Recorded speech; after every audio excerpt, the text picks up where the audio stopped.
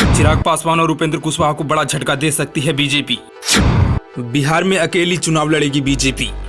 अमित शाह ने अपने दाव से चिराग पासवान और उपेंद्र कुशवाहा की बढ़ा दी है टेंशन। बिहार में भाजपा का क्या प्लान है, विपक्ष को भी नहीं आ रहा है समझ।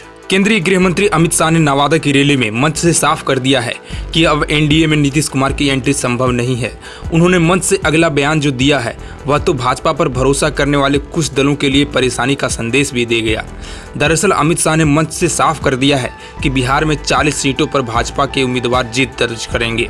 40 सीटों पर भाजपा का जीत का दावा, मतलब भाजपा बिहार में सभी 40 सीटों पर चुनाव अकेली लड़ेगी। नीतीश कुमार और तेजस्वी यादव तो मिलकर भाजपा के खिलाफ खड़े हैं, तो ये ज़्यादा कोई बड़ी बात नहीं है कि उनके खिलाफ शाह ने लकीर खींच दी है। लेकिन पशुपति कुमार पारस, उपेंद्र कुशवाहा और चिराग पासवान तो अब धीरे धीरे भाजपा के करीब आ गए थे। ऐसे में अमित शाह ने इशारों में उनको भी संकेत दे दिया कि बिहार में इस बार भाजपा अकेले बिहार की राजनीति में हंगामा करने की तैयारी में है। इतना ही नहीं, वह नवादा से भी भाजपा की उम्मीदवार की जीत का दावा करने के साथ यह भी आए कि इस सीट से भी भाजपा अपनी उम्मीदवार उतारेगी। यहाँ से अभी चंदन सिंह सांसद हैं जो लोजपा से हैं। मतलब साफ है कि अब बिहार में भाजपा अकेला चलो के सिद्धांत पर आगे बढ़ने वाली है। वैसे अमित शाह के इस बयान के बाद से सबसे ज्यादा परेशानी नीतीश कुमार, तेजस्वी यादव की नहीं बल्कि उपेंद्र कुशवाहा, चिराग पासवान और पशुपति पारस की बढ़ गई है। पशुपति पारस तो केंद्र में मंत्री और एनडीए का हिस्सा है। चिराग लगातार बिहार के उपचुनावों में भाजपा के समर्थन में खड़े रहे। वहीं उपेंद्र कुशवाहा भी नीतीश से अलग होने के बाद भाजपा से संबंध मजबूत करने की राह पर चल निकले थे। लेकिन अमित शाह के इस संकल्प को सुनकर तो सबके होश उड़ गए।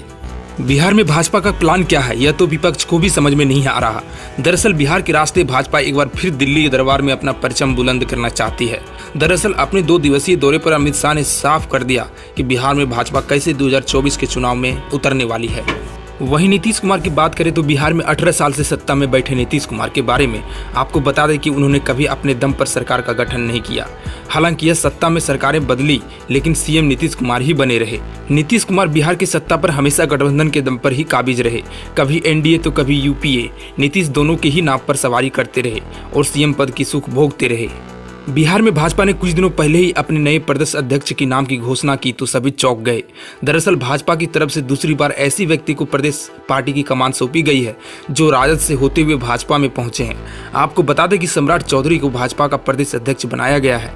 सम्राट चौधरी राबड़ी देवी से लेकर नीतीश कुमार तक की सरकार में मंत्री रह चुके हैं। नीतीश कुमार का बिहार में जो कोर वोट बैंक है वह उनके साथ पिछले 20 सालों से है। नीतीश कुमार को इसी वोट बैंक का सहारा हर चुनाव में मिलता है।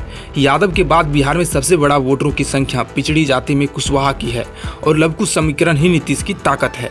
इसी समीकरण को बिगाड़ने के लिए भाजपा ने नीतीश कुमार के खिलाफ सम्राट का हाथ में पार्टी की बागडोर दी है।